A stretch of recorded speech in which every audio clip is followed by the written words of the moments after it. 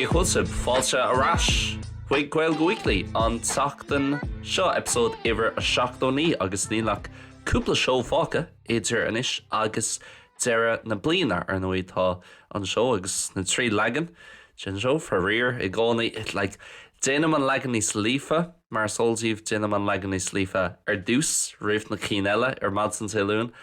agus I gcónaí déanam dearmid go míon arm an dátheangach eile a dhéanamh críochnaím leis an ceann seo agus bíon like yes bhí sin go bha agus an sin an realisation tagann sé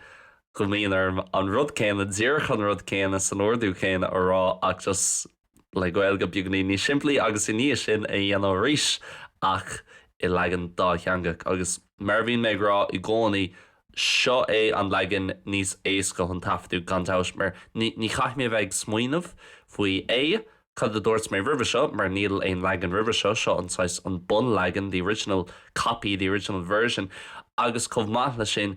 tá sé actually níos deacra labhairt in nGaeilge níos simplí agus níos moille mar chaith tú bheith smaoinemh ó beidir go dtí daoine an focail sin ó beidir na hiice daoine an focail sin ach leis an ceann seo suidir am labhairt cosúil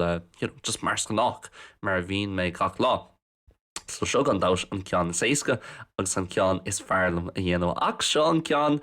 le níos lú éisteairí. Tá níos mó éisteairí ag an legan dátheangach agus níos mó éisteairí ag an legan níos simplí. So ní bhíon an méid chéanna daoine géisteach leis an ceann is fearlam ach sin mar bhíon sé agus tuigim cén céad fan géad cén fá rinne mé rud aigen.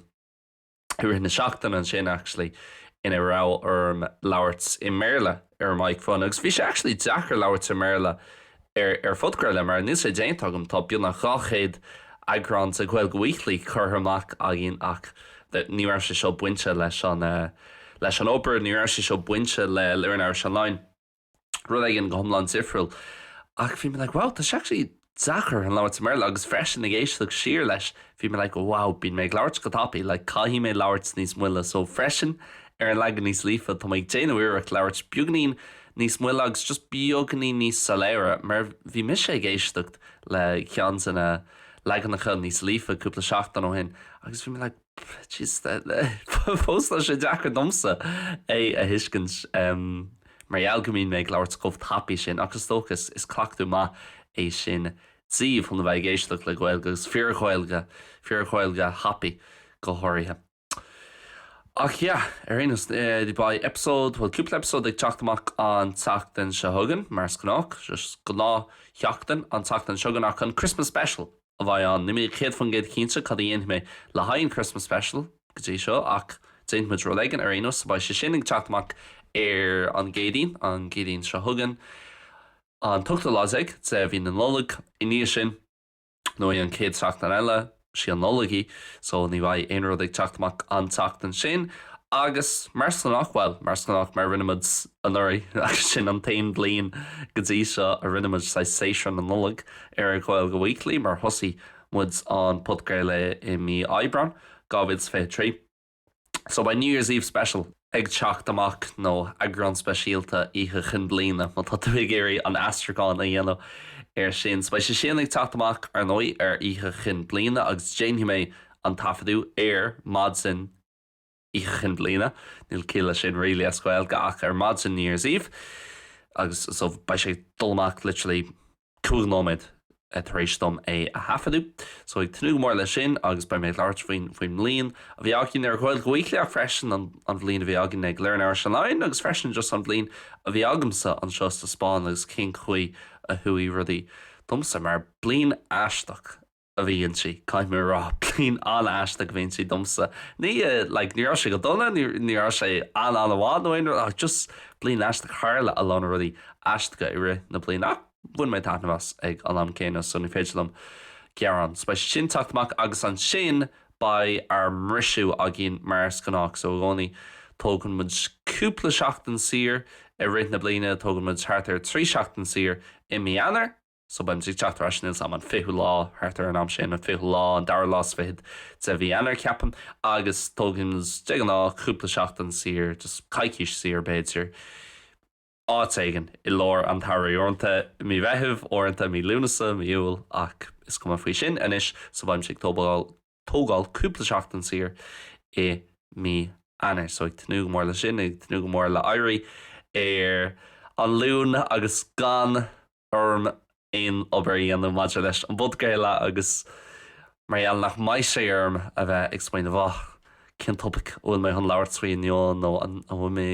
in an leabhar tríon ceansá an nearna mé an ceansá, so bheith sé go jazz just éirí lún fear cúpla seachtain gan a bheith bortha faoi caiith mé an fud Gaeilge dhéanamh, caiith mé trí legans an fud Gaeilge dhéanamh cin topic a le rá mé faoi agus mar sinne. Arénos, an lá a tháinig an fud Gaeilge amach an seachtain sa catsa tháinig Spotify Wrapped amach freisin. Agus ag deire an fud Gaeilge seo ag deire an show seo ba mé ag leart beganín faoi na statisticí a bhí agin le Gaeilge Weekly agus cúpla simil agus cúpla granver máidir le sin. Ach ribh sin tá mé ag géirí leart beganín faoi an Spotify Wrapped a bhí agamsa mar ar nói. Má aon tú de Spotify Wrapped agus níl tú ag riint de Spotify Wrapped scéal éigen, ar Instagram nó ar TikTok nó ar Facebook, níl saman an mí duine ag úsáid Facebook níos mó, ach muna bhfuil tú ag riint de Spotify Wrapped áit éigen, cad atá tú ag déanú, caiid tú é riint, tá gach den eile desperate, tá fun an down orthú an fáil amach cin chuí ar de Spotify Wrapped agus cin áran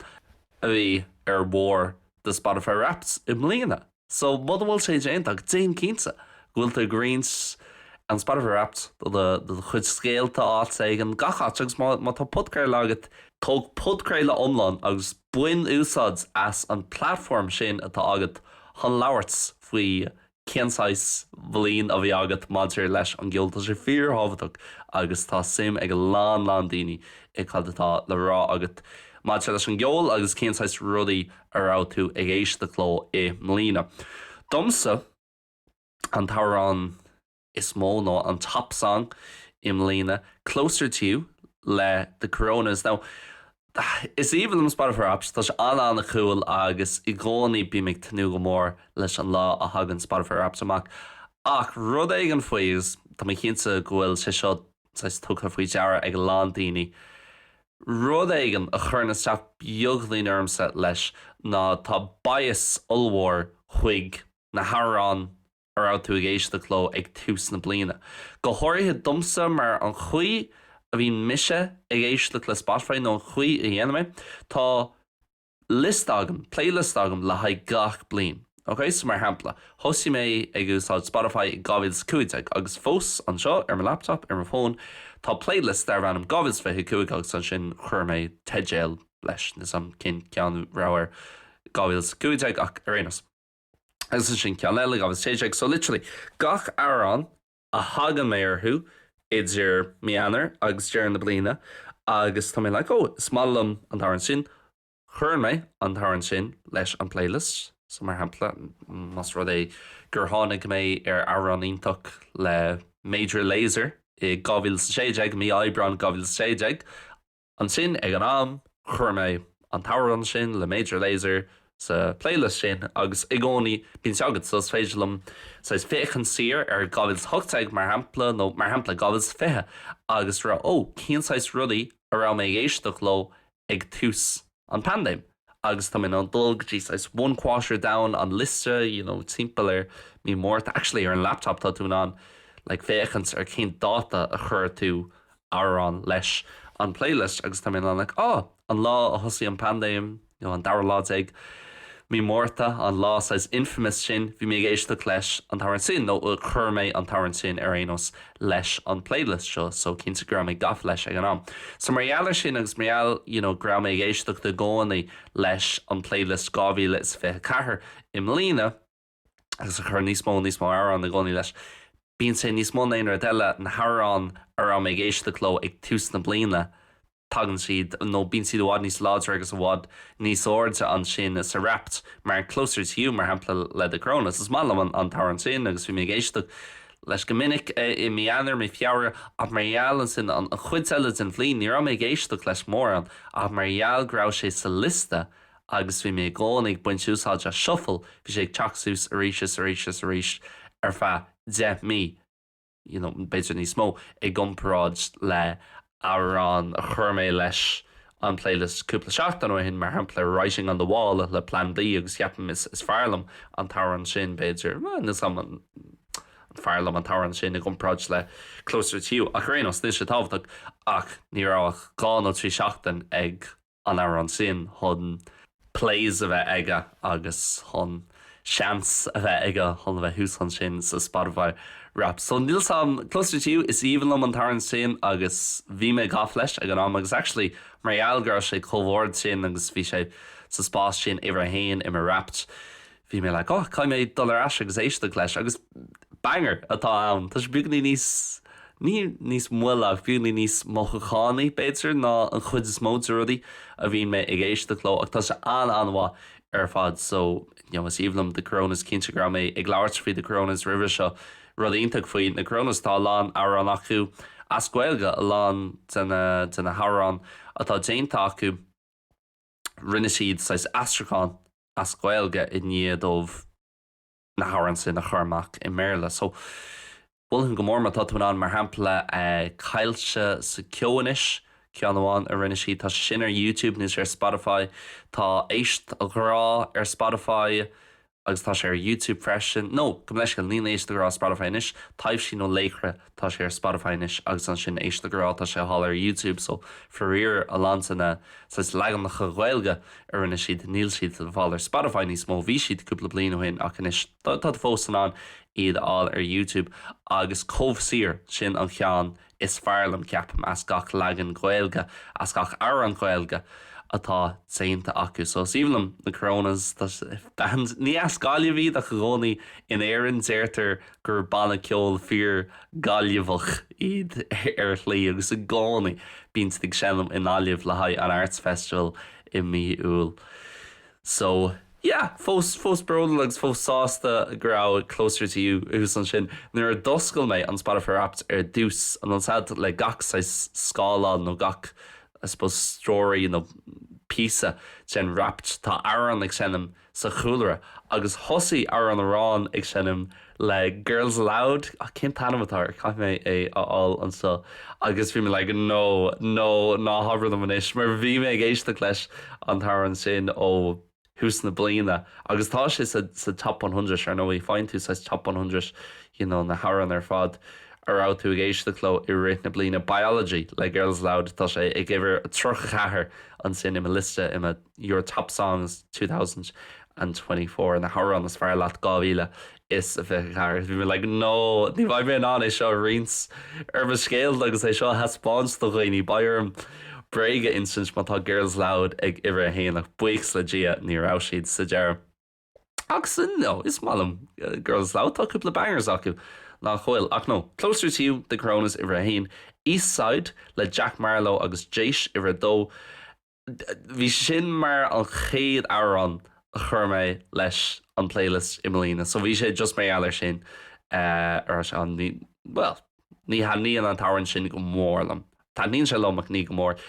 Really, the real winner iver trí Feelin le de Laz, ceapan gur méid ag labhart faoi sin beidir cúpla mí ó hin a chanig mé ar an áran sin I mí lúna sa ceapan nó beidir fiú mí bhíán fóver. So mar eile sin ní rá sé ag gibhar hain ag gibhar dó ag fós an bheith ag gibhar trí agus ní rá sé clúisteach an rih beidir mí lúnasa is even am an taran sin má tá cínsa gcuil an tarán There She Goes arolalas ag lán daoine. There she can lyric it on. There she goes again. Sin an príomharan a bhí ag de Laz ní rá ach album bháin acu in níos ag chochtta ní nó beidir níos ag nócha ceapan mar gcónaí tá sé sais connected nó ceangal sé ar chlí le Italian 90 agus an churn damda do chreidsa a bhí ag éireann an bblin sin a chuirnas tá ag dul síos cúpla tangents an seo ach one his wonder a bhí ann really agus níorach album bháin acu tá sé do chreidsa níor tháinig siad amach le aon rud nua I níos sin agus tócha an dara ar an iscáilúla a bhí acu caiise sin a bheith Feelin le de Laz Feelin agus an sin leis an apostrophe. Tá sin níos lú náá nóid, níos seach nóid amháin is carcha cúg second, tá sé anna cear a tá sé anhá ar fad agus tá sé fólmathe amanis ar an guitar freisin. So really, má tá orm le cúpla ára an a fiochuach mar na Harán is fearlam im lína, agus ní méid leart faoi ar an a tháinig amach im lína ach ar an mé géisteachló im lína. Cai sé bheith filan le de láras agus Broken Arrow le nGaeilge ceapan gur tháinig sé sin amach beidir 6 milliún ó hin. Ach tá sé sin anha ar fad le nGaeilge's High Flying Birds Broken Arrow. Agus ag féchans ar na cín eile I Feel For You le Bob Sinclair bhí sé sin ag gibhar thucht má tá ag smuoine faoi ar an defining dumsa I héalsa im lína cai sé sin a bhain sin I Feel For You le Bob Sinclair, Optimistic le Brian Power agus le Cecil Jules sin ar an House cosú le I Feel For You, so sih them. An chud mód na Harán an seo is ar an House iad nó beidir is ar an indie rock iad an chud is mó. New Gold le Gorillaz agus Tame Impala bhí sin hús an sin freisin cúpla ára an le jungle agus bhí méid dultréid tá sé simú bhí méid dultréid an lista seo agus an top 50 agus bhím an bhfuil éon táráil an sa a tháinig amach I Molina agus nílach rá cheann tá a lán cín a tháinig amach an nuirí ag gábhfuil 23 cosú le mar hampla an album sin ó Jungle, so Candle Flame agus Dominoes ó Jungle, Too Sweet ó Hosier, beidir actually Too Sweet beidir gur tháinig sé sin amach I Molina déit mé seic anis ach nó ceapan gur tháinig sé amach an nuirí ag gábhfuil 24 ar gábhfuil 23 go leiscail tá mé ag smaoinmh hána féin ghfuilmuid ag gábhfuil is a 25 ach as cadú tá feiceag top 50 níl rá cheann a tháinig amach Im Lína, so ní ra mé géisteach le mór an ceol nua ar churbeh agus beidir go gaithí mé éireachta dhéanú I gábhfuil 25 géisteach le beaganí níos mó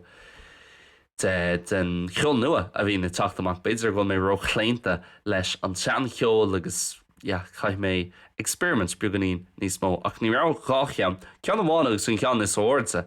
sa top 50 sa top 100 agam an seo ag iver a 26 shooting star le jazzy, so cinsa go mai aithna glandíní ar jazzy is cholín airnachí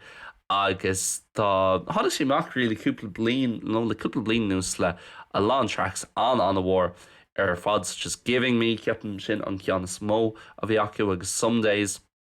cúpla blin hin bhí sé gibhar hain in éan frá tamil agus tá lán ar an sainte eici le Belters Only freisin má tá aithna ag daoine ar Belters Only, so stocha tá sí mar chuid den réon nua agus an glún nua sa cheol electronach is vocalist siise, bín siise just ag chanú ar na thurann go minic bín si ag chanú ar sais electronic tracks is stocha agus house tracks agus dance tracks agus tá seanú ar fad bhí sé sin hús an sin ach níl sé sin mar an tarann is fearlam as na Harán a tháinig amach Im Lína cai sé bheith agus nil sam cinát bhfuil sé ag gibhar a chathair seacht ach níor tháinig mé ar an bannaceol seo gotí míúil mí lúnasa thart ar an am céine le de las favourite le Fontaines DC agus má tá sásta faoi aon rud Im Lína tá sásta gur tháinig mé ar Fontaines DC mar beidir goil daoine explain bhá límta tú gafa le Oasis tá tú gafa le indie rock cén fá nach chrá tú géisteach le Fontaines DC go dtí seo mar an óí le 5 bliana nús tá siad san mar stocha an bannaceol is mó in éan rilí as na bannaceol nua agus na bannaceol níos óige ach domsa agsú le lán daoine bhí an tanam sin closta am ribh seo ach ní rá sé go dtí a tháinig amach an album nua seo cén tanam atá ar an album just Fontaines DC sin an tanam ar an album tíine mé seic anis ach ní rá sé go dtí nar tháinig amach romance sin an tanam ar go leiscail nar tháinig amach an album seo cin bhí tá bronam tar Spotify scoilte agam seo I mí lúnasa, so cínsa nóir just beidir bhí sé mí bheán fóver na mí dhearh fóver os I mé géisteach le Fontaines DC ach tá siad do chreidsa agus is íhanlum nar hagan tú ar bhannaceol nó ar alíntóir stócha atá go thomlan difriúil ó aon rud eile agus nar chluiseann tú rud ag an Fontaines DC rih a thosnaíonn graon teatan an príomh áraní le Fontaines DC rih a thosaíonn seise ag chanú tá is sad gur ceol agus gur áir an Fontaines DC atá ann. Tá siad anhagus go háirithe an album nua seo. Bhí mé géisteach le chuid sanna seanár an freisin nar hádig méir thu i míúsa mi bhí anfóver. Agus bhí le tá si goach tá si beag níos dúcha tá an talma seo beidir go sé beag níos oscailta beagnaí níos gile freisin agus Starburster agus Favors tá sam seo híad na hárán a bhín gach den na gafaló ach mis freisin. Starburster níl samú sé an dara versa is Starburster nó an tríú versa ach an versa sin congrach do dhearra an hárán. Dó chreidse gan dá an versa is fear a thula mé imlín as gachsáis ceol a tháinig amach agus gachsáis árán a tháinig amach. Favorite freisin tá sé bhád níos feel good agus a bhád níos dearfaí is dócha so tá níon an ceann sin go mór an bug freisin ach tá cúpla ceann eile an album sin Roman Holiday freisin as ceann na album a tháinig amach cúpla bliain ó hin cinnti fia.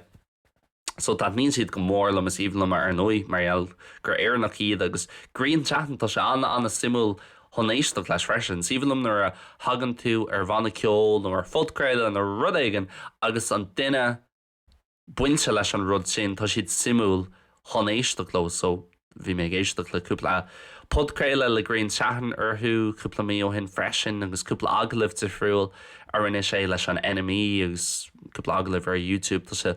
anna simú agus is féidir le méisteach leis an lá ar fad agus Dinse sin défricht freisin mar hapla ní had ní cap gomórlum mar ní féidir ní had ní sé lom éisteach leis na lad sin ar tá sé ag láirt sé in aglah agus mé rá inrad go donna féú tá sé go hínta chutá sé ag déanú agus fairpléidó agus gachard mar sin ach just domsa ní hiad sin na 16 bhín mé ag géirí éisteachló. Ní siad sa vibe céine tócha nó ar an wavelength céine mar tá mise ach duine éigen go le green chat nó Fontaines DC domsa tá sé an simú chun éisteacht leis. So as gachar na tháinig amach am lína caiise sin a bheith an tárán is fearlam agus Song of the Year. Favors no Starburster? Yeah, favorite ceap marall goil sé beagnaí níos mó feel good ach Starburster duchreidse freisin ach bratan séir is tócha chin sais mood, cinsas humor in óhfuil mé agus as gachar na tháinig mé ar im lína caiith mé fiochu Broken Arrow ceapan le nGaeilge tá tarann sin anha ar fad. Freisin ar nói for mé na statisticí ó na sais podcréaltaí ar mé géiste lo agus ní léon intasarm nó ní ráíon intasarm gorá an chuid mó acu podcréaltaí buinte le Formula 1 so bhí Bring Back V10s an sin níl an list agam an seo actually a ceapan bhí Bring Back V10s ar a héin mar a bhí sé an nuirí agus ceapan gur méid leirtrí sin ar an podcréile an nuirí. So Bring Back V10s ar nói man bhfuil is agad ach bím mé géisteacht nó bín méid leirts faoi gachsachtain ar an podcréile tá mé gafa leis an Formula 1 bhí méid fécans ar nói an rástéarnach in rástéarnach le haid an bhlínsa agus an séisiir seo so ní bhaid in rásí eile agus í deire mí fearan nó tús mí mórtach nílarín fánacht an numarcha ama ar aonas agus bain pre-season testing ag tosú agus ní bhaid annach rilí mí nó sé seachtain gotí nar a thosníonn an pre-season. Ach tá mé gaf leis an Formula 1 agus an chuid is mó na podcréaltaí bhí an sin sa ní aonn tú ach top 5 leis na podcréaltaí ní aonn tú lista omláin ach ní ra mé géisteach ach le beidir cúch nó sé podcréile ach bhí mé géisteach le a lán san na podcréaltaí sin nó bhí mé géisteach le bíon na gach episód a chuir siad amach. So Bring Back V10s go buna bíon siad ag féchan sir ar rudaí agus rásaí ag ná rásaí a tharla beidir 5 bliain ó hin nó 3 bliain ó hin i Formula 1 so beidir in episode 1 bíon siad ag féchan sir ar Jerez 1997 agus an rástéarnach sa craibh an bhblin sin agus idir Schumacher agus Villeneuve agus an trid a bhí ann agus ar Ross cáúil agus bíon siad ag leabhart faoin Ross sin agus cad bhí ar siúil timpeall ar an Ross sin agus cad bhí ar siúil go generalta i Formula 1 ag an am so tá sé an simú agus tá sé go deas freisin ar tá tú ag dul a chola bíon na gachaíthe chur an podcréile ar siúil agus mise Emily sa labba ag dul a chola tá sé bhaid ní sééis go dom an dul a chulla má tá rud éigen siúil agam sa chuúla an Gen Z tá agam. Sean má go maiine daoine níos sin le constat man an dul a chulla agus rud éigen siúil sa chuúra. Ach chun mé bring back fi tens siúils méallis in nóí hí na statisticí agus hí na streams an ord. Fad chomh maith le sin Radio Rufus bhí méid leart fi Radio Rufus river seo an budcréil agus céchomh Granver agus atá Radio Rufus hosí siad mí mórta nó mí Aibram ceapam agus ní mé géisteach leis an méid céine le mí nó chónú sa caiith mé fiú Radio Rufus agus actually rih i dhéanam German rud éigen agus bhí díma faoi seo agus bhí díma féin agus onm féin maidide le seo. Is féidir leat dorás agus féchan sé na Harán sa top songs a scach blion gabhas fé trí gabhas fé dó gabhas fé hain agus bhí méid féchan sér sa previous raps nó previous top 100 list ar na stomsa agus gach blion bhí Loyal Carner an sin agus gach blion bhí ag Loyal Carner átégan san top 5 sa top 10 ceapan blion amháin bhí beidir 3 den top 5 aige I mo top 5 sin agus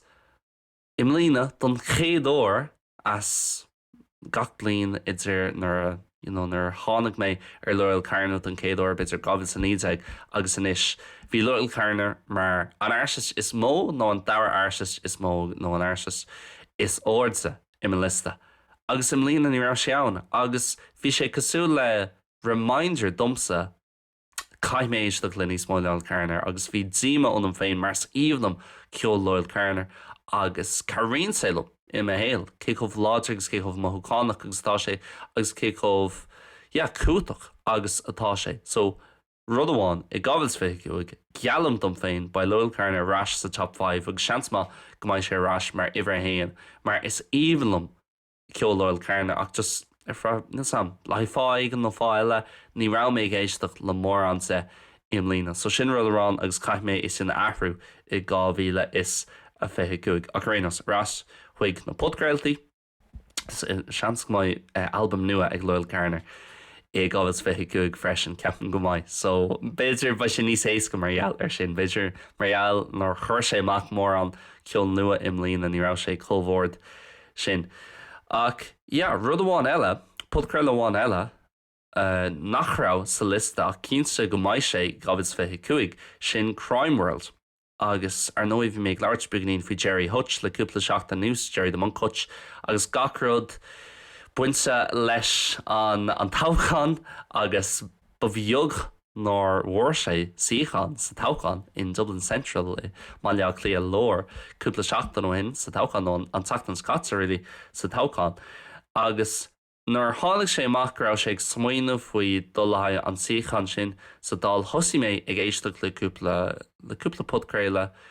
agus ar nó bhí an lá cháúil sin ar landal sé I Moille clia ceapan ag lór mína saona beidir tús mína saona agus bhín ar reporters an sin agus bhí siad ag géirí focail nógó lo Jerry Hutch agus trééis sin thosaí mé géisteach just tháinig sé siús ar YouTube sin an rudíntaach maid leis an algorithm bín daoine tuairt amach faoin algorithm ag gur tá acu le gacrad fún ach tá sé tá sé ionach mar nimime chun chailúach ar aon rud a riomh má tá rud éigen atá simú agam dom fiú man bhfuil subscription agam leis an channel sin tá sé an teachsús agus ba mé an féchan sé agus ba is agam ghfuil rud éigen nua tucht amach ach ar aon scéil difriúil é sin ach tháinig an fís an seo nó an podcréile seo ar YouTube sús ar an Crime World le Nicola Talent agus fís ag leabhart bhí siad san an sin ag leabhart beagnaín leis de monk an lá sin ag an airfort agus cúpla lá I níos sin bhí de monk ar a fudcréile agus cinsa gur landíine ag éisteach le seo gur siad san freisin ag éisteach leis an anglah ar rinne Jerry de Moncuch ar Crime World agus céchomh simú agus bhí sé domsa rénos agus le landíine agus gandás an podcréile says most listened to le níos mó éisteí in éan im lína cinsa agus tá méid dulrás agus a géisteach le land seanapsódaí anis le Crime World agus tá siad comh simú Niall Donald agus Nicola Talent tá chemistry ionach acu le chéile agus tá sean simú chun dulrás agus éisteacht lo agus éisteach le rudaí ó mar hampla de Regency cúpla blian ó hin rud éigen a bhhain a ríis le Jerry Hutch agus nar a ghabh si there freisin cúpla bliain ó hin sa Spáin I Fuengirola agus fear teachtarás go héireann. Tá sé an simil, so tá mé gafa a beidir truchan ó chearc episód cloist agam le honestly le seachtain nó go nús le caiicí sin nús tá mé ag dulrás agus sin an taonrod óil mé ag éisteach leis faoi láthair nar aim gafa le rud aigen faim fear chafa le rud aigen so ag buinteanamh as crime worlds. Rih a chréitniú munt bhí mé gurí leirt faoi gCéadaoin Weekly agus na statisticí a bhí agén agus ar nó seo an chéad bhliain omláin ó bhfuil agén mar fudcréile mar thosaimid mí aibran gabhas fé trí san iarmid ar an bhód le an bhliain omláin ar na so mar eile sin bhí na hifricha sús bheith na hifricha sús ar aonos il lína bhí sé hart ar 300 fungéad sús agus chéad fungéad sús manse le streams agus listeners agus rudí mar eile sin níos mó éisteirí in éan ná ná teile ceapam hart ar 60 fungéad sin lucht éisteachta bín si géisteachta in éan ní sin an bhór really mas winning tú an sin tá chuig fungéad ag éisteacht sa ríocht dainti ceapam agus hart ar 10 fungéad san tá téinti agus an sin ar nó áit san eile timppla down cosúil leis an Astráil nó a Héileán an Gearmán an Bheilg an Spáin agus mar sinse. Bhí 7,000 duine le gCéadaoin Weekly acu sna top 10 podcasts I Lína, so tá sé sin do chreid an sin tá 5,000 duine le gCéadaoin Weekly acu sna top 5 agus tá 1.7 duine ar gCéadaoin Weekly acu mar an podcréile is fearló. No beidir ní an podcréile is fearló ach an podcréile ará siad ag éisteacht leis níos mó ná aon cheann eile ar aonos. So míle buchas, cos tá sin do chreidsa méid daoine agus ar nóid tána hifricha goléir agam mar Spotify Analytics agus féidirlam. Feicáil céhhéad daoine ó bhfuil ag éisteacht inis I gcomparáid le bliain ó hin agus tá sé bhhad níos áirte anis bhímuid ag aigen bhfuil fóstamid na charts go bunasa chun chuí a bhín na podcast charts cuairtca na budcréaltaí ag obair bín top 200 agat so muna bhfuil tú sa top 200 níl agat cinás ó bhfuil tú ach ceapam gúilma inis sna top 200 le beidir 3 bhí nús nímuid tréis tiite más nó tá muid fós ann agus ar lá amháin I mí liúnasa Bhímuid ag iver chuige héin. Now to put that into perspective, as an top 200, Tagann ná agus ceapan béidir an bhliain ar fad, ní rá ach podcréile ó bháin nach rá déanta I méile sna top 200, sin gCéadaoin Weekly. Ní rá aon podcréile gCéadaoin eile sna top 200, ceapan ag aon an béidir bhí beor aigen an sin ar cúpla seachtain ag am aigen ní mé cinnte, ach seachas é sin, ní rá aon podcréile eile ar déanta I méile sna top 200 ní rá sé ach gCéadaoin Weekly. So an cuid is móid in na seachtainní I Lína bhí 200 podcast bhí gachéad podcréile an sin sna top 200 agus aon chéad is an nóchaní na podcréaltaí sin bhí si de méile ní ar cheanháin in nGaeilge agus sin gCéadaoin Weekly agus bhí sé an sin sna top 200 an chud is móid an bhliain anis tá méid fécinn ar Spotify agus mis sé ag taftú tá sé ag iver a 8 caiim mé an lista áús agus ní sé seo bragáil tá seo ag rá buchas libh agus chéchomh do chreidsa agus atá sé go bhfuilmuid an sin agus má istan tú le cuids na podcréaltaí eile tá ann agus tá siad timpeall ar nás chéanas na charts agus méid agad atá acu an méid backing atá acu tá siad buinte le BBC, le RTÉ, le Sky News, le Sky Sports agus cólachtaí cosú le seo agus mise tá sé literally mise imime éonar imime thiommarcáilta ag tafaidú ní léon réala editing team ní léon fearan agam mar churbe a cén fá óman sin Thomas an sin tá gáchús leis níos máir deile. Tá spáan sé go bhfuil fun ar a lán daoine chun an Gaeilge ólam agus chun éisteacht le go národ as Gaeilge agus tá simime lán daoine chun fios chur ar a gcuid Gaeilge a chomh maith le sin Thomas an sin marall arbhse agus go mbíonn sibse ag éisteacht gach seachtain go mbíonn sibse ag géirí teachtarás agus éisteach leis an podcréile agus gúil sibse sásta chun taú leis an podcréile agus marall sin tá mé fear bhuioch ar nóid. Tá sé dulchreid a domsa go sin tá sé dechar marall ghfuil mé an seo Spáin agus mar goil mé buganín stocha dlí cheangailsa ó éireann has disconnected from Ireland si dachar domsagus ní bhíon mé béidir mas rud é go raibh mé ar meich mé i mo chónaí in náliamh bheith daoine ag stopú sa sráide gra bí mé ag éiste le a fudcréile ná tháinig mé bhfuil podcréile agus béidir go méid sé beagnaí níos éasca dom tuiscint cén sais suncar ó bhfuil ag an budcréile ar chuoine eile agus go háirithe ar chuoine ag éisteacht agus ar chuoine ag fólam na gCéadaoin marall ghfuil mé an seo sa Spáin agus béidir ghfuil sé níos fearr marall sin tá mé beagnaí disconnected agus matla mé sin actually níor bhfuil mé le aine riomh a dúirt slam bí mé éisteach le a fudcréile tá daoine béidir agus tháinig siad ar an budcréile nó thosaí siad ag éisteacht ar an budcréile ach bhfuil siad lomsa ar dús nó bhí ceangailt acu lom ar dús ach so just mína buchas cos an áir atá agam ba méid láirt fao seo a ríise tócha ag an New Year's Eve special a caiimíon lista aáil an seo. Ok, tá se agam so mar hampla muide ag ibhar a 84 ag ibhar 88 tá Tommy Tiernan the Tommy Tiernan podcast an sin níos Isla Lex Friedman podcast níos Isla Mike and Vittorio which is a big podcast freshen Chadella Tea with Me le Shane Todd bí mé géiste leis an chean sin podcréile dar bhanam The Kinahans le The Irish Sun The Last Word with Matt Cooper tá sé sin níos Isla Desert Island Discs le BBC níos Isla freshen tá sé ceanel Matt Cooper agus Ivan Yates Path to Power níos Isla the Pat Kenny Show Football Weekly The Guardian so tá sé do chreidte an feictar sin agus ghfuilmas comhórt sin agus mí na méid sin daoine ag buinstean mas gCéadaoin Weekly agus ag taú leis an podcréile so ríis míle buchas an podcréile seo I bhád roiádas gáim méid chréich a chur leis inis ach baimrás ar aonos an tatan sugan lá an Christmas special so gur míle mágah guys mars gannach agus le roimids an sin sláán agus bannacht.